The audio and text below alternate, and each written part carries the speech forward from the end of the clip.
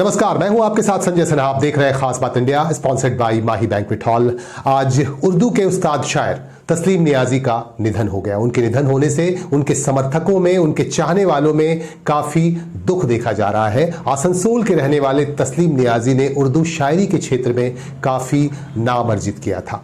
आज उनके लिए खास बात परिवार अपनी श्रद्धांजलि अर्पित करता है, उनके प्रति संवेदना व्यक्त करता है। उनके लिए कहना चाहेंगे कि हजारों मंजिलें होंगी, हजारों कारवां होंगे, हजारों मंजिलें होंगी, हजारों कारवां होंगे, जमाना उन्हें ढूंढेगा, वो न जाने कहां होंगे।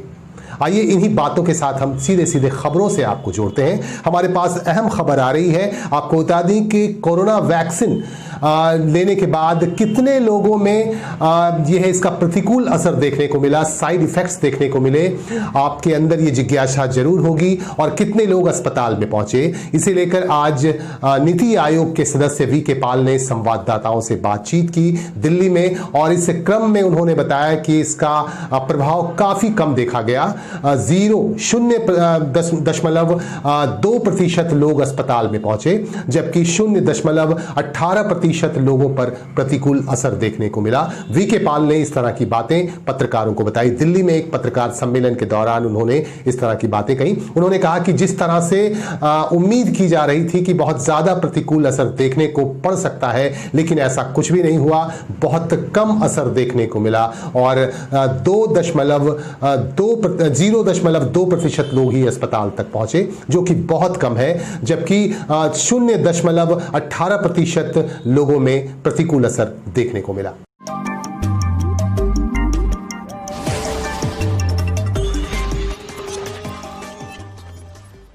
पश्चिम बंगाल में सियासी गतिविधियां काफी तेज हो गई हैं। सभी दलों की तरफ से लगातार सक्रियता बढ़ा दी गई है और एक दूसरे पर आरोप और प्रत्यारोप का दौर भी काफी तेजी से शुरू हो गया है। इसी क्रम में आपको जानकारी दे दूं कि पूर्व मेदिनीपुर में ममता बनर्जी के जनसभा करने के बाद आज शुभेंदु अधिकारी ने भाजपा की तरफ से एक विशाल जनसभा का आयोजन किया और इस जनसभा को शुभेंदु अधिकारी ने खास तौर से संबोधित किया और उनके साथ आसनसोल के सांसद बाबुल सुप्रियो भी थे और भी कई वक्ता इस जनसभा में शामिल हुए और सभी ने सीधे सीधे निशाना साधा तृणमूल कांग्रेस सरकार पर। आपको बता दूं कि अब सीधे सीधे निशाना साधने का वक्त चल रहा है अभी, और सभी दलों के लोग एक दूसरे पर सीधे तौर पर निशाना साध रहे हैं और एक दूसरे की बुराई कर रहे हैं। इसी के क्रम में आज भारतीय जनता पार्टी की तरफ से आयोजित जनसभा में शुभेंदु अधिकारी ने सीधे सीधे प्रहार किया ममता बनर्जी सरकार पर और बाबुल सुप्रियो ने भी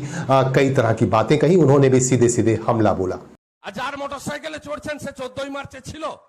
2007-এর 2রা মে আমার হাত থেকে তৃণমূলের পতাকা নিয়েছিল পাঁশকুড়াতে। ওটা 10ই নভেম্বরের ঘটনা।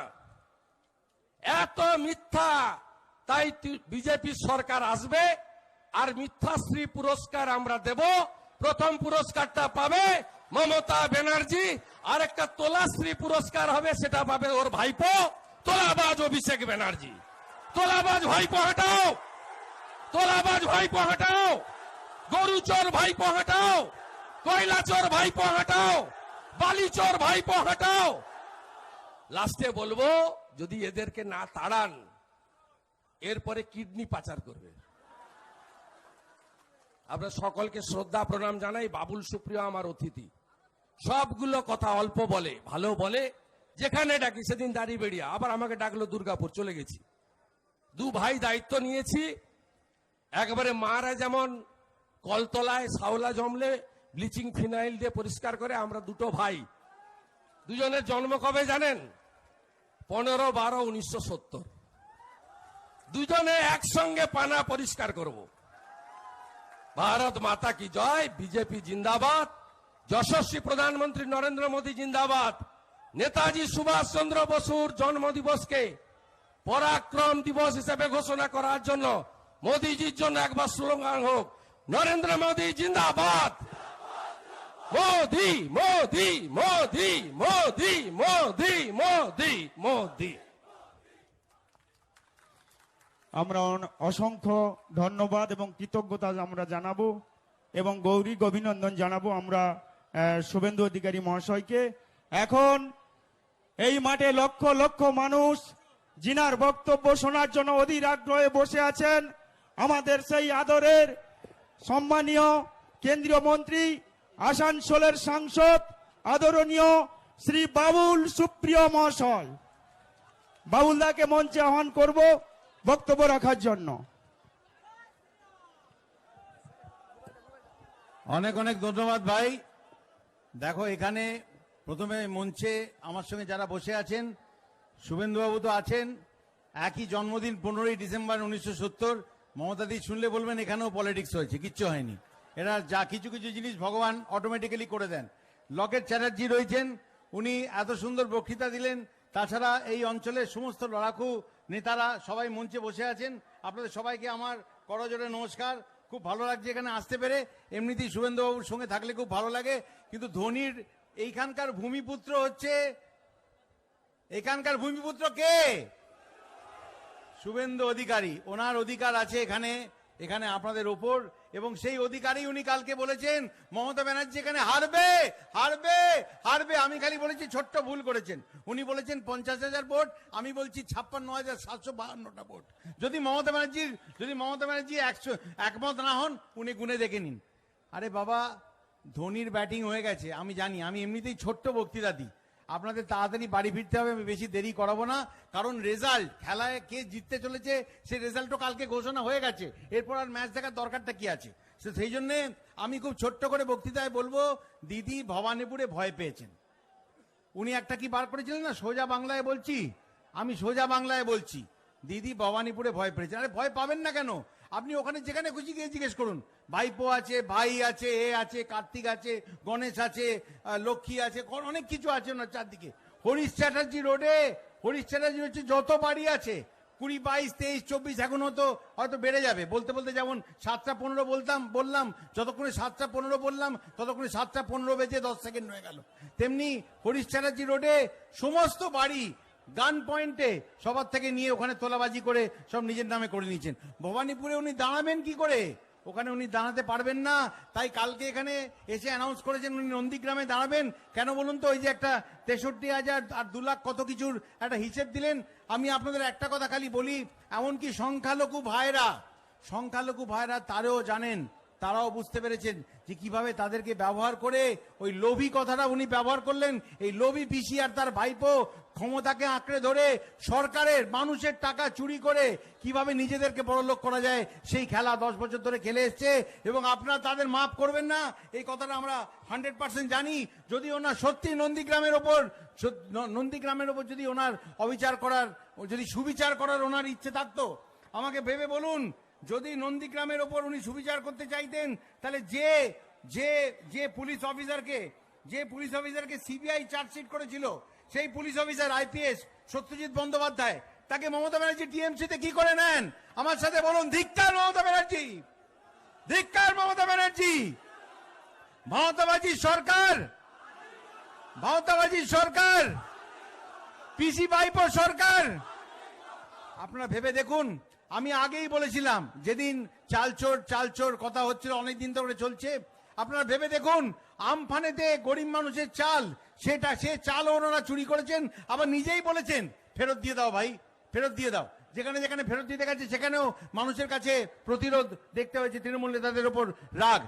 যদি এই অঞ্চলে যে প্রত্যেক বছর এত ঝড় বাদলা হয়, যদি প্রধানমন্ত্রী আবাস যোজনার টাকা যদি মানুষের কাছে পৌঁছতো, যদি মাথার ওপরে যদি পাকা ছাদ হতো, কংক্রিটের ছাদ হতো, তাহলে এত ছাদ কি প্রতি বছর বুলবুলে আমফানে উড়ে যেত? উড়তো না। কিন্তু সে টাকা কোথায় গেল? আজকে আমরা জানি যে একটা কিশোর কুমার না পিকে কুমার না কাকে একটা লাগিয়েছেন, সে নানা রকম সবকিছু করে, তাকে 500 কোটি টাকার মতো নাকি দেওয়া হচ্ছে। সেটা কম বেশি হতে পারে, কিন্তু সেটাও জনগণের টাকা।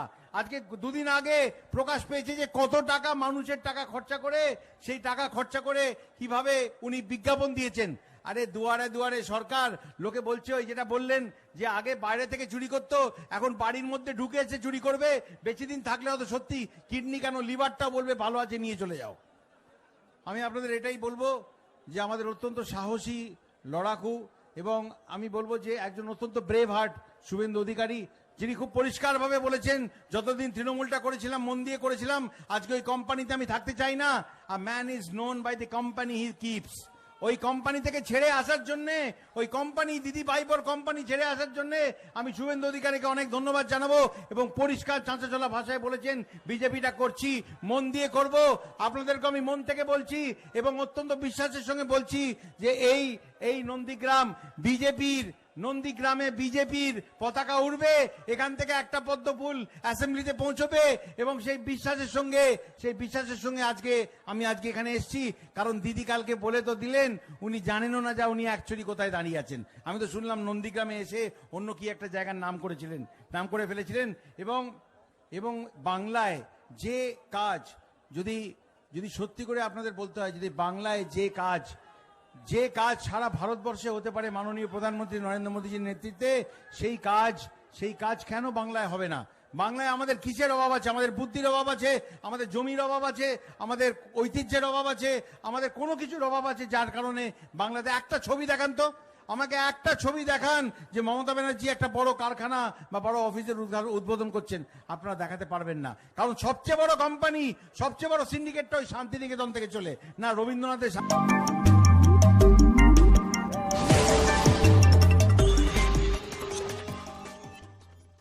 संसद भवन में सांसदों को खाने पर सब्सिडी दिया जाता था, लेकिन इस सब्सिडी को बंद कर दिया गया। इस बात का ऐलान लोकसभा अध्यक्ष ओम बिरला ने किया और उन्होंने ऐलान करते हुए कहा कि अब सांसदों को सब्सिडी नहीं दी जाएगी। 29 जनवरी से नया सत्र शुरू हो रहा है राज्यसभा और लोकसभा का। राज्यसभा का सत्र सुबह 9 से दोपहर 12 बजे तक चलेगा, जबकि लोकसभा का सत्र शाम को 4 बजे से रात के 9 बजे तक चलेगा।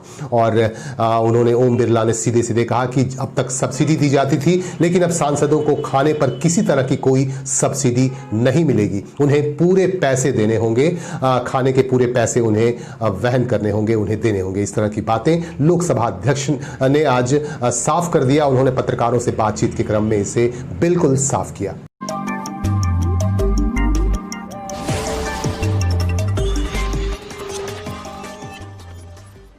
कहते हैं रक्तदान महादान होता है। यही वजह है कि राजनीतिक और गैर राजनीतिक दलों की तरफ से, संस्थाओं की तरफ से लगातार रक्तदान शिविर लगाए जा रहे हैं। इसी क्रम में आज मार्क्सवादी कम्युनिस्ट पार्टी के वरिष्ठ नेता रोबिन सेन की पुण्यतिथि के मौके पर पांडवेश्वर के नवग्राम इलाके में रक्तदान शिविर का आयोजन किया गया और इस रक्तदान शिविर में 30 लोगों ने स्वेच्छा से रक्तदान किए। इस मौके पर विशेष अतिथि के तौर पर मौजूद थे रानीगंज के विधायक और वरिष्ठ माकपा नेता रुनु दत्ता और उनके साथ उनके सहयोगी और उनके कार्यकर्तागण भी इस दौरान मौजूद थे।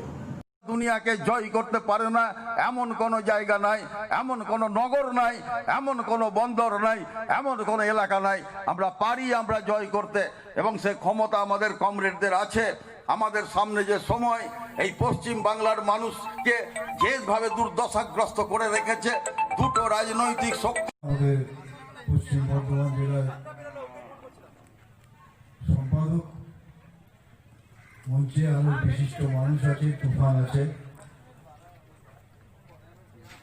এবং বরাবর যারা আসেন এখানে। पश्चिम बंगाल में सियासी दलों की तरफ से सियासी बयान भी आ रहे हैं और विवादास्पद बयान भी आ रहे हैं। ज्यादा विवादास्पद बयान आ रहे हैं। आपको बता दूं कि कल उत्तर प्रदेश के मंत्री और भाजपा के नेता ओम स्वरूप शुक्ला ने ममता बनर्जी पर आरोप लगाया था और उन्होंने कहा था कि ममता बनर्जी इस्लामी आतंकवादी हैं। और आज ममता बनर्जी ने पलटवार करते हुए भाजपा को नक्सली से भी बदतर बताया, नक्सली से भी काफी खतरनाक बताया। उन्होंने पुरुलिया में एक जनसभा को संबोधित किया। पुरुलिया में ममता बनर्जी ने आज एक जनसभा को संबोधित करते हुए सीधे सीधे निशाना साधा भाजपा पर और भाजपा को कहा कि भाजपा नक्सली से भी काफी खतरनाक है, इससे बचकर रहने की जरूरत है। इस तरह की बातें कही ममता बनर्जी ने। उसके बाद हम आपको बंगाल के ही बराकर लिए चलते हैं। कुल्टी के बराकर से हमारे पास खबर आ रही है। बराकर बस स्टैंड में आज बस मालिकों के खिलाफ प्रदर्शन किया गया। यहां के 4 यूनियनों ने मिलकर बस मालिकों के खिलाफ प्रदर्शन किया। आपको बता दूं कि यहां काम करने वाले, यहां एक काउंटर लगाया गया था, उस काउंटर में 4 लोग काम करते थे और बस की समय सारणी को मेंटेन करते थे, लेकिन इन 4 को तनख्वाह नहीं दिए जा रहे बस मालिकों द्वारा और इन 4 को हटाए जाने के खिलाफ आज तमाम यूनियन के लोग इकट्ठे हो गए और इन्होंने बस मालिकों के खिलाफ प्रतिवाद किया। आपको बता दें कि INTTUC ने भी इसका समर्थन किया और यही वजह है कि आज बराकर से दुर्गा दुर्गापुर और दूसरे जगहों से खुलने वाली बसें बंद रहीं। नाराजगी के आलम में यूनियनों के दबाव के बाद बसों को आज बंद रखा गया, जिसकी वजह से लोगों को काफी दिक्कतों का सामना भी करना पड़ा। आप लोग का प्रॉब्लम तो बताइए। हम बास INTUC बास यूनियन का हम सेक्रेटरी है। मेरा नाम है बाबू बनर्जी। हम लोग जॉइंटली INTUC, INTTUC एवं CITU मिल करके हम लोग जो मालिक लोग अन्याय करता है, अन्याय का खिलाफ में हम लोग जंग छिड़ा है। अन्याय क्या करता है ना, वो लोग केरोसिन में गाड़ी चलाएगा, एक नंबर। दूसरा नंबर 20 ठो गाड़ी जो बढ़ाकर रूट है, बढ़ाकर आने नहीं देता है मालिक लोग, एकदम जबरदस्ती मालिक लोग वहाँ पर रोक देता है। इसमें सबसे भूमिका है राजेंद्र मुखर्जी का और पम्मी सिंह का, सबसे बड़ा भूमिका है जो आने नहीं देगा 20 ठो बास। क्यों ना, अपना स्वार्थ के लिए, जो हमारा बास में ज़्यादा पैसेंजर नहीं उठेगा, ज़्यादा सेल नहीं होगा। 2 नंबर। 3 नंबर बात है, यहाँ टाइम की बात था, हम लोग 2 ठो टाइम की बात था, एक नहीं। देबू बाबू जब जहाँ से था, उसके बाद प्रकाश मंडल हुआ, उसको उस टाइम भी था, मगर दोनों टाइम की पास को यहाँ से हटा दिया। क्यों हटा दिया ना, अपना स्वार्थ के लिए। काहे ना, मेरा गाड़ी जो उन लोग का गाड़ी है, वो राजेंद्र मुखर्जी का गाड़ी है हरोगौरी, उसका 9:50 में टाइम है, चलेगा यहाँ से 9:30 में। मनमर्जी टाइम में चल मनमर्जी उसका, उन लोग का मनमर्जी चलेगा, इसीलिए टाइम कीपर रहेगा तो उन लोग का मनमर्जी नहीं चलेगा, इसीलिए उन लोग उसको हटाया। उसके बाद मनमत मुखर्जी का जो गाड़ी है, वो गाड़ी भी 8:45 में है, वो जाता है 8:30 बजे। क्यों जाएगा? पीछे गाड़ी ऑब्जेक्शन करता है, दुर्गापुर गाड़ी, मगर सुनाई कौन सुनेगा? 2-3 मालिक के तो एसोसिएशन में चलता है, वो लोग जो बोलेगा वही होगा एसोसिएशन में। उसके बाद बहुत दिन जो लोग काम कर रहा, 40 साल 20 साल जो जुल्म करके बैठा दे रहा, उसको कोई बेनिफिट कोई आईन कानून कोई कुछ नहीं है। दीर्घों दिन से हम लोग देख रहा है सर। उसके बाद कभी भी हमारा यहाँ का स्टाफ को बोनस नहीं मिला, बोनस देने होगा, कभी नहीं दिया, कोई मालिक 1 पैसा नहीं दिया। यही है उन लोग का जुलूम, बढ़ाकर का प्रति बोनस देने होगा हम लोग का। उसके बाद दीर्घों दिन जो बास खत्म हो गया, वो बास भी खड़ा है आज स्टैंड में, बास वो लोग रख दिया है, जन स्टैंड वही लोग का हो गया। यही सब का हम लोग प्रतिवाद, जबरदस्त प्रतिवाद किया, इसीलिए मालिक लोग बोलता है बंद रहने दीजिए, जितना दिन इच्छा मालिक लोग बंद करे, हम लोग का कोई ये नहीं है। मालिक लोग हम लोग का साथ बैठेगा, ये प्रॉब्लम सॉल्व होगा, सॉल्यूशन होगा, गाड़ी चले। हम लोग गाड़ी रोका नहीं और रोकेंगे भी नहीं। हमारा स्टाफ को जो जुलूम करेगा, उसके बाद बढ़ती जो भाड़ा रहता है, वो बढ़ती भाड़ा भी लिया नहीं जाएगा। इसीलिए ये मेरा स्टाफ को बढ़ती भाड़ा के लिए बहुत पैसेंजर के पास जुलूम सहने पड़ता है। ये बढ़ती भाड़ा काहे मिलेगा, काहे देगा? इसी का प्रतिवाद हम लोग किया, बोल के वो लोग बात बंद किया। दक्षिण दिनाजपुर के गंगारामपुर में तृणमूल कांग्रेस के 2 गुटों के बीच जबरदस्त संघर्ष हुआ और इस संघर्ष में 2 लोगों की मौत हो गई। संजीव सरकार को गोली लगी, अफरा तफरी के माहौल में गोली चली और गोली सीधे जाकर लगी संजीव सरकार को, जबकि कालीपद बावरी नामक एक समर्थक जो यहाँ के चेयरमैन हैं, चेयरमैन के काफी करीबी हैं, कालीपद बावरी काफी करीबी थे और उनकी भी मौत हो गई। उनकी तबीयत अचानक बिगड़ गई, जिससे उनकी मौत हो गई। फिरहाद हाकिम ने इससे इनकार किया है कि यहाँ गुटीय संघर्ष हुआ है, जबकि यहां के लोगों का कहना है कि गुटीय संघर्ष ने 2 की जान ले ली।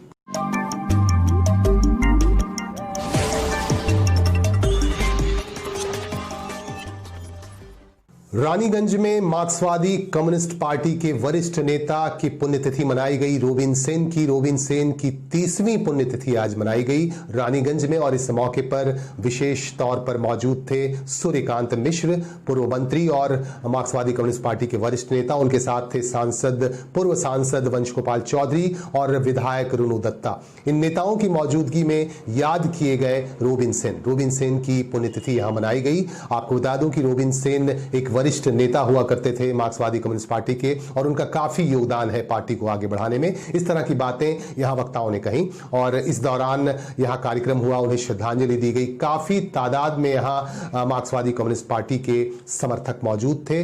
नेताओं की मौजूदगी में, समर्थकों की मौजूदगी में यहां श्रद्धांजलि सभा का आयोजन किया गया। इस बाबत हमारे संवाददाता जाहिद अनवर आपको विस्तार से बता रहे हैं।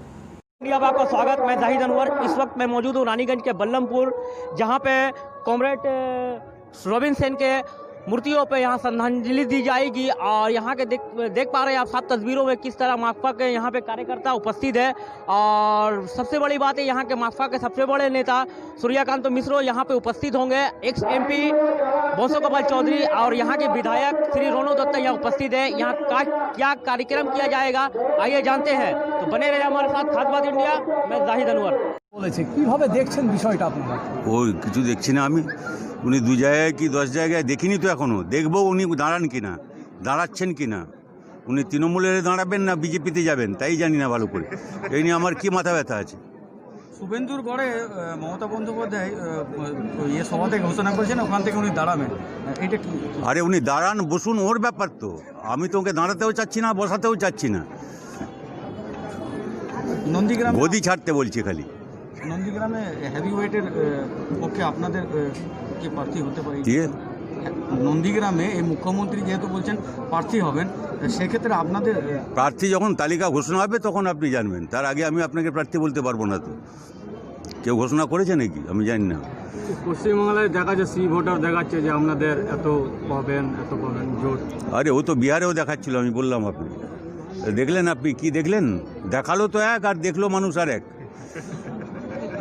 এবারে কি মনে হচ্ছে পশ্চিমবাংলায় কি হবে? যা বললাম তাই, এতক্ষণ চেঁচালাম কি বলতে, কি চাই আমরা বিকল্প তাই। থেকে বড় নেতা পর্যন্ত সব বিজেপিতে জয়েন করছে, এই বিষয়টা কি হিসাবে দেখছেন? ওই তো বলছি বিজেপি এখন তৃণমূল হয়ে গেছে, তৃণমূলই হচ্ছে বিজেপিতে এখন সংখ্যাগরিষ্ঠ। আর তৃণমূল আর বিজেপির মধ্যে পার্থক্যটা কোথায় দেখতে পাচ্ছে লোক? এটাই হচ্ছে পার্থক্য, যে এই লোকগুলো এদিকে ছিল ওদিকে গেছে। এই আরও আপনি অপেক্ষা করুন, আমি জানি না শেষমেশ মুখ্যমন্ত্রী না চলে যান বিজেপিতে। কোন বিষয়গুলো ধরে বললাম ভাই, আর একটা ভাষণ দিতে পারবো না তো। वर्ल्ड ह्यूमन राइट काउंसिल के पश्चिम बर्धमान जिले के प्रभारी काजी हसीकुल शेख ने सम्मानित किया पश्चिम बर्धमान जिले के CMOH डॉक्टर अश्विनी कुमार माझी को। साथ ही जामुड़िया के BMOH अविनाश बेसरा को भी उन्होंने सम्मानित किया।